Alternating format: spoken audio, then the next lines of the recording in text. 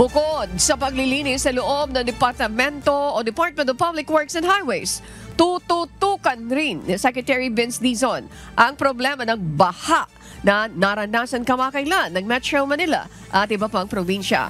Ayon sa bagong DPWH Chief, makikipagpulong siya sa mga susunod na araw sa ibang ahensya ng pamahalaan at lahat ng lokal na pamahalaan ng Metro Manila at ilang mga rehiyon na nakaranas ng matinding pagbaha.